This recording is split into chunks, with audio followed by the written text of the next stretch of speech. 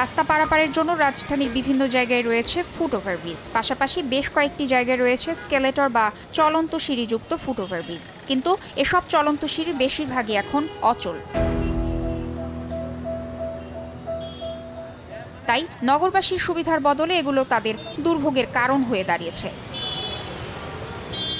20 কোটি টাকা ব্যয়ে ফার্মগেটে নির্মিত ফুট ওভারব্রিজে লাগানো হয়েছিল চলন্ত সিঁড়ি। উদ্বোধনের 1 সপ্তাহের মধ্যেই কোনো ঘোষণা ছাড়াই প্রবেশমুখ বাঁশ দিয়ে আটকে দেওয়া হয়। এরপর থেকে পরিত্যক্ত এই সিঁড়িতে জমছে আবর্জনা। এটা 1 সপ্তাহ চলছে, 1 সপ্তাহ পরে বন্ধ হয়ে গেছে। এটা চালু করলে একটু ভালো হতো, জনসাধারণের চলাচলের জন্য সহজ হয়ে যেত, কষ্ট কম হতো। চালু হলে আমাদের জন্য সুবিধা হয়, কারণ আমরা যারা বয়স্ক লোক আছি তাদের উঠতে খুবই অসুবিধা হয়। শুধু এই ফুট ওভারব্রিজ নয়, রাজধানীর আরও 3টি গুরুত্বপূর্ণ ফুট ওভারব্রিজের অবস্থাও একই। বনানী বিমানবন্দর বাসস্ট্যান্ড, ইসিবি চত্বরে ফুট ওভারব্রিজের চলন্ত সিঁড়িগুলো অচল।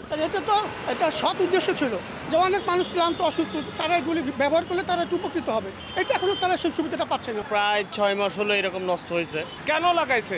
মানুষের কোনো সুবিধা হওয়া তো দূর কথা, ভোগান্তির শেষ নাই। বিশেষজ্ঞরা বলছেন, এসব চলন্ত সিঁড়ি বাংলাদেশের পরিবেশে খোলা জায়গায় ব্যবহারের উপযোগী নয়। বৃষ্টি, ধুলাবালি ও আর্দ্রতায় দ্রুত নষ্ট হচ্ছে যন্ত্রাংশ।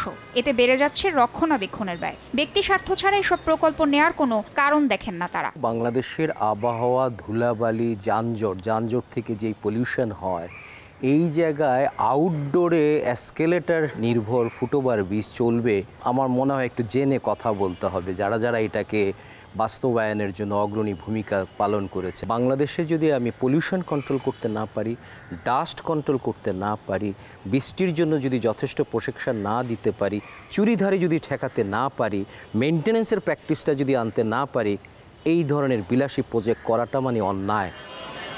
সিটি কর্পোরেশন বলছে, চলন্ত সিঁড়ি সচল রাখতে মূল সমস্যা হয়ে দাঁড়িয়েছে নগরবাসীর সচেতনতার অভাব আর যন্ত্রাংশ চুরি। 2025-26 অর্থ বছরে ফুট ওভারব্রিজ নির্মাণ খাতে ঢাকা উত্তর সিটির বরাদ্দ 16 কোটি 50 লাখ টাকা।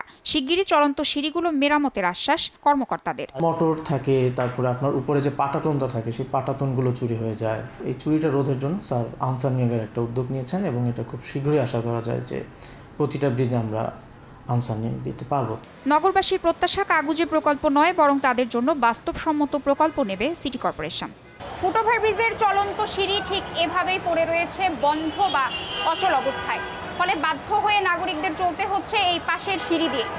পরিকল্পনাবিদরা বলছেন, প্রযুক্তির ছোঁয়া যদি উন্নত না হয় তবে তা পরিণত হয় কিছুদিনের সাময়িক প্রদর্শনীতে, যার খেসারত দিতে হয় শেষ পর্যন্ত নগরবাসীকেই।